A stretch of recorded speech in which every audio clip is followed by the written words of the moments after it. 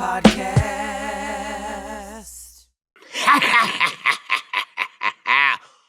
Oh, yeah. Oh, yeah. Oh, yes, baby. Have no fear. The I Am Rapaport Stereo Podcast is here, baby. My name is Michael Rapaport, a.k.a. the Inflamed Ashkenazi, a.k.a. the Sultan of Sniff, a.k.a. the Disruptive Warrior, a.k.a. the Gringo Man Dingo, a.k.a. White Mike, a.k.a. Mr. New York, a.k.a. Mr. 212. Woo! Welcome to the Iron Dome of Disruption. Welcome to the Ziggity Zone of Disruption. This is the I Am Rapaport Stereo Podcast coming live and super duper direct from New York. And I am so happy to be back here. I've been all over the place. Man, I have been all over the place. I have got shows in different area codes. I'm moving, I'm grooving, I'm shaking, and I'm baking. But ain't no place like here, the I Am Rapaport Stereo Podcast. Tell a friend to tell a friend about the world's most disruptive podcast. If you're listening, you can also watch me on YouTube. You can watch me on YouTube at Michael Rapaport. Subscribe, rate, review. Set an alert, because you never know when I might go live on YouTube. Set an alert, because you never know when I might fire this puppy up. This is called the Golden Mic. And when I perform, when I fire this puppy up, when we heat up the Golden Mic, I leave blood on the mic. I leave blood on the microphone. I give it all every single time. Every single time I pick this puppy up, I give every single thing I have. That's why they call me the Disruptive Warrior.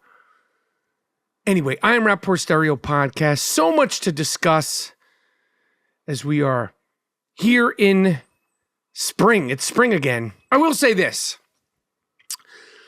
A couple of people, good friends of mine, my friend Ian, somebody in the DMs, they said, you are always complaining. You're always complaining. You're always attacking this person or that person. And that's true.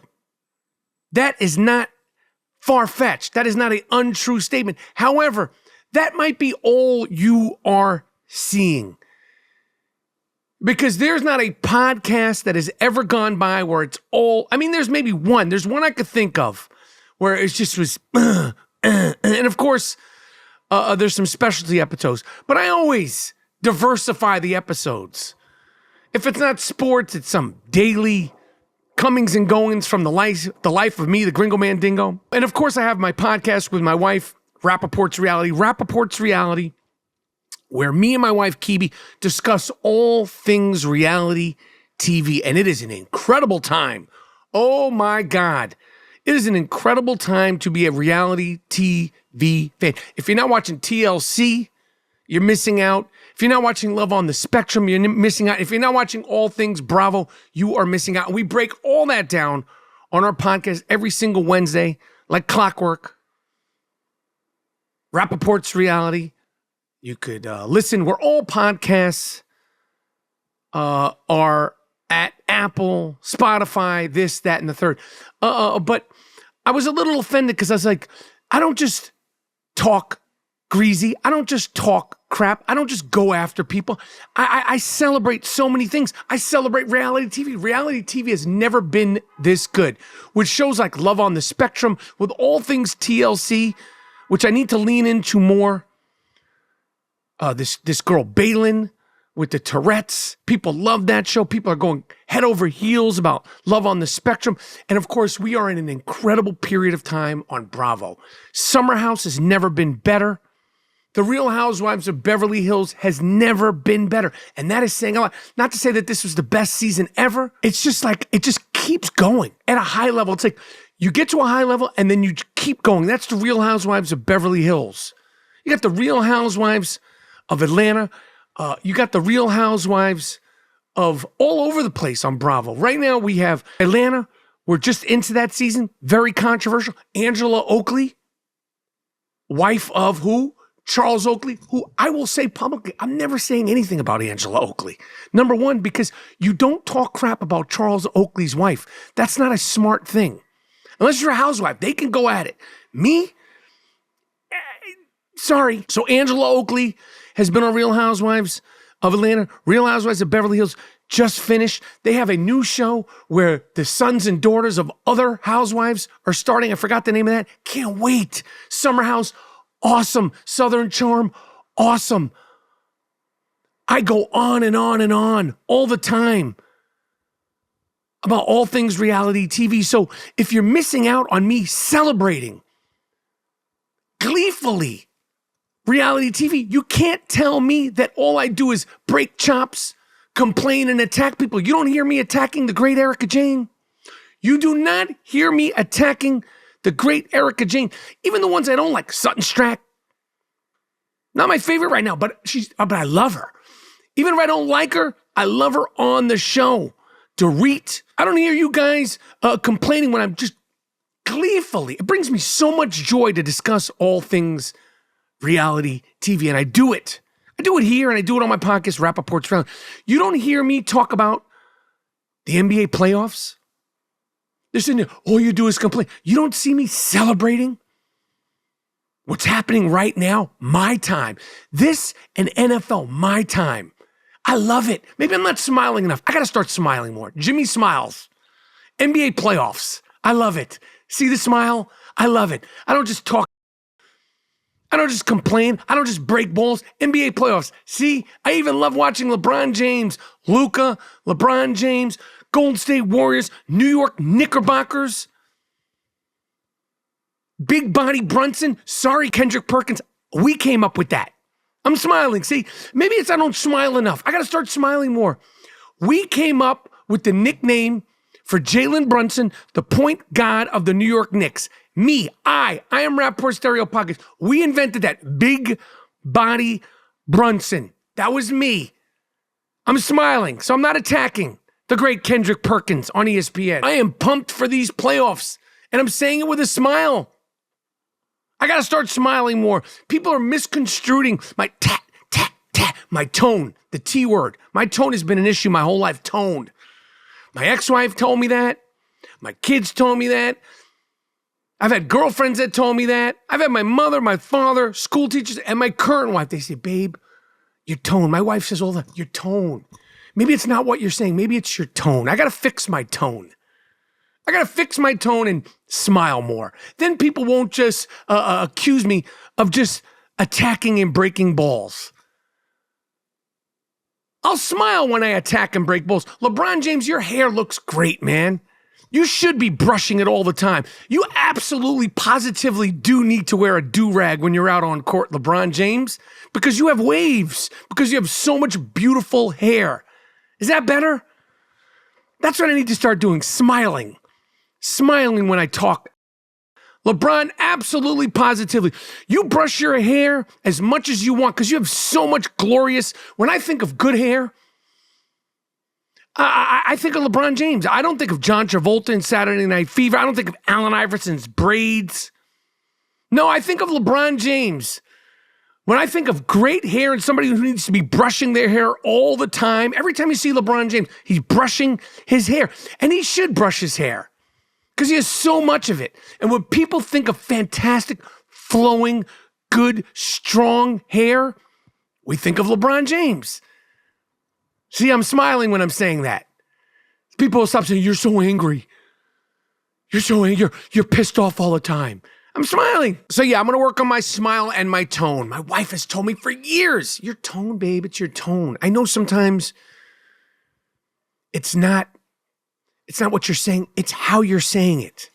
So I got to work on smiling and pulling off those T's that t, and the k,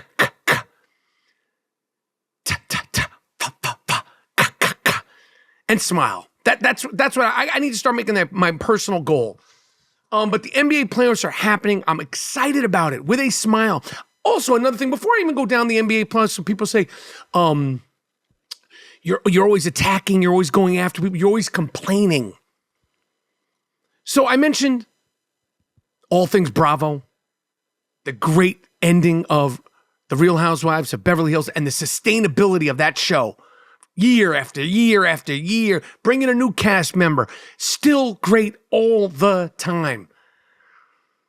Other thing that I'm super duper excited about is the star-making year and a half of Walton Goggins. I love this actor. He is so good, Walton Goggins. I have loved watching him in White Lotus. I have loved watching him in Fallout, which I was in the first episode in, and I have loved watching him in Righteous Gems. And let me tell you something. I worked with Walt Goggins on Justified, and I've talked about this before, and I always mention him and Timothy Oliphant, but since people are saying, you complain, and I was like, well, I'm going to talk about things that make me happy. Watching Walt Goggins emerge as a star, from a character actor to a true blue star, has been sensational. Because I worked with Walt Goggins on the season that I did of Justified, and he's one of the absolute best actors I've ever worked with. Walton Goggins is by far one of the best actors I ever worked with. Him and Timothy Oliphant. But specifically, I'm going to talk about Walt here because this has been just this year and a half. It's been a run. White Lotus, Fallout, Righteous Gems, where he's hilarious. That's my guy. And my man is killing it on all of them. He's a leading man. He's a character actor. He's funny. He could be scary. He's just excellent. And people always say, who are the best actors you work with? And you could say the obvious, the De Niro's and the Christopher Walkens. And, there's been so many. Ray Liotta, Jennifer Jason Leigh, Christian Slater. I mean, Brad Pitt, Juliette Lewis. I mean, there's been actors, that have blown my mind. Some of you might not even know if you're just doing a scene with me like, yo, Bill Fichtner, William Fichtner in Prison Break. That guy's sick. He's a sick actor. And Walton Goggins is at the top of the list of people I worked with. And I knew it off the bat. First day I was on set with him of Justified, I was like, yo, this dude is no joke. And he shows up for every scene, every take, whether he's on camera or off camera. Talk about leaving blood on the mic, leaving blood on the floor. Walt Goggins, he comes to play. He ain't around. He comes to play hard.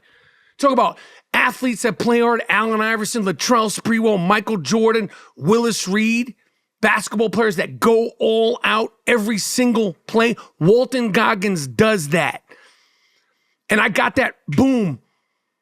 First time I was on set with him, I was like, this dude is not playing games. And he keeps doing it. And he doesn't cheat himself. He doesn't cheat the material. And he doesn't cheat the other actors and the directors and the crew around him. He gives it his all. And what I mean is that there's ways to shortcut, a faraway scene, a wide shot. There's ways to shortcut when you're off camera. There's ways to shortcut if it's a wide shot and you're leaving the room. Homeboy's in it the entire time. He's in it the entire time. And I don't know whether he's a method actor or not. I didn't talk to him about it. I didn't see him as like one of these people who stays in character, but he stays in tone. There's been a lot of actors that I've been around with that stay in tone. They don't, if you see him at craft services, you bump into him in the makeup chair, they're not in character. But when he's on that set, you see him in between scenes, you could chit chat with him, but my man is there to do business. He's about that life. Walton Goggins is about that life. He comes and he throws down take after take after take after take, scene after scene after scene after scene, shot after shot after shot after shot.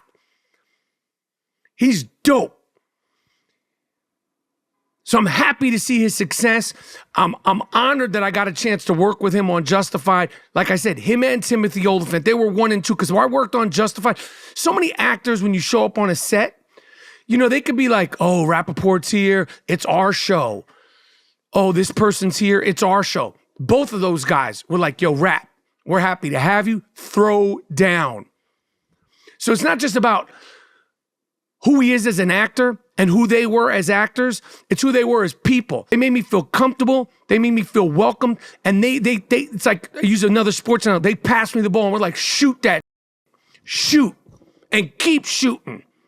And shoot. And if you miss the shot, keep shooting. Both those guys made me feel on top of the world. And I think that's all anybody wants as an actor. You want the director to feel like they believe in you. You want the actors around you to feel like they believe in you. And they were 1 and 2 on the call sheet. It was their show. And they made me feel like I was, there and happy to be there. So to see Walton Goggins kill it in White Lotus, kill it in Fallout, and to see him kill it in Righteous Gemstones, where he's hilarious.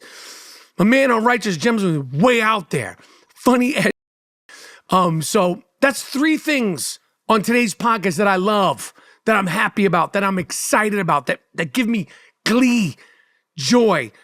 Real Housewives of Beverly Hills, the NBA playoffs, and the emergence of Walton Goggins as a worldwide star. He totally deserves it. I am Rapaport Podcast.